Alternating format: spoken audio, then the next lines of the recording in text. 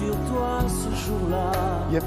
T'as fait courir la voie, mais t'as eu ce courage-là. Rosa.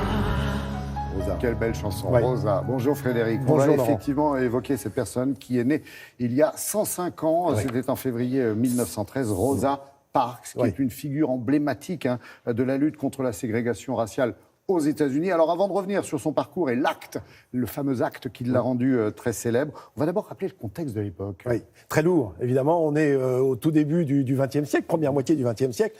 Et effectivement, on est dans un État du Sud. On va regarder la carte pour situer où se déroule cet événement. On est dans l'État d'Alabama, vous voyez, tout au sud des États-Unis, et la capitale, Montgomery. Pourquoi je vous montre ça ? Parce que c'est dans le sud que les États sont ségrégationnistes, c'est-à-dire qu'ils ont encore des lois raciales qui divisent la population suivant sa couleur. C'est clair, c'est net, c'est dit.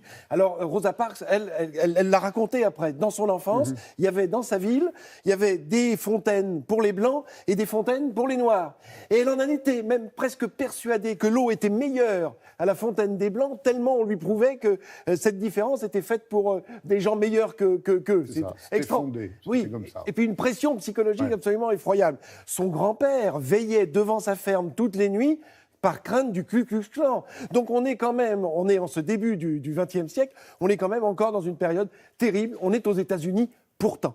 Alors, qu'est-ce qui va se passer ? Qu'est-ce que cette femme qui est une femme travailleuse, ce qui est d'ailleurs assez exceptionnel parce qu'elle va aller au bout d'un cycle d'études, ce qui était rarissime. 7% des Noirs aux États-Unis pouvaient atteindre ce minimum d'éducation. C'est incroyable. C'est une femme, ça a de Ouais. l'importance. Alors, ça. c'est une femme, ça a beaucoup d'importance parce que tout ce qu'elle va faire, ça va être sans violence. Ça, c'est important. Les femmes ne sont pas violentes. Donc, on va le comprendre avec elle. Et puis, on regarde des images. Oui. Et puis, je vous raconte ça en détail parce qu'effectivement, c'est un personnage haut en couleur. Et il est bon encore et toujours de répéter qu'il faut lutter contre le racisme, contre l'antisémitisme. On a encore eu des preuves il y a quelques jours, ici même en France. Donc, c'est dire si ce combat est nécessaire. On la voit, Rosa Parks, qui va monter dans ce bus. Pourquoi ? Que se passe-t-il en fait très exactement ?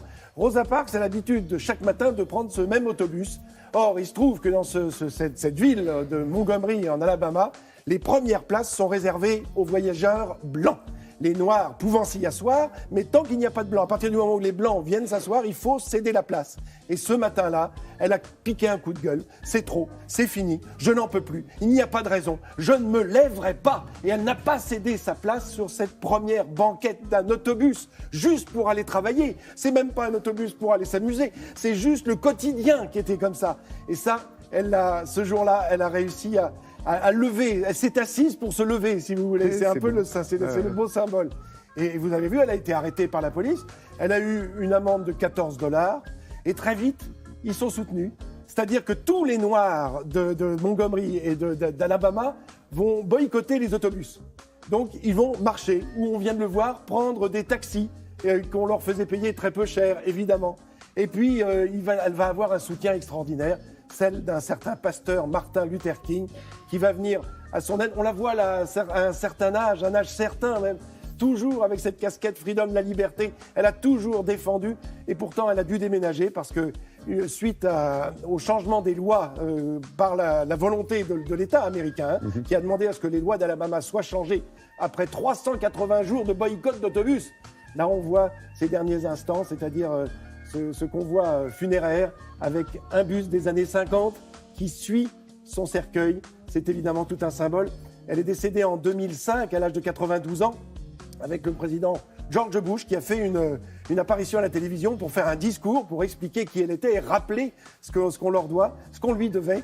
Et puis le président Obama qui après, quand il arrivera à la présidence, sera aussi tout un symbole évidemment de voir ce premier président noir aux États-Unis venir rappeler tout le bien qu'a pu faire Rosa Parks. Frédéric, en 20 secondes, c'est encore un héros dans le cœur des Américains, Rosa Parks. Oui, ouais. oui. D'ailleurs, Jay-Z, le célèbre musicien, a écrit une chanson en disant « Si Rosa Parks s'est assise, c'est pour permettre à Martin Luther King de se lever. Si Martin Luther King s'est levé, c'est pour permettre à Barack Obama de courir. Et si Barack Obama peut courir, c'est pour faire voler les enfants. » Merci Frédéric.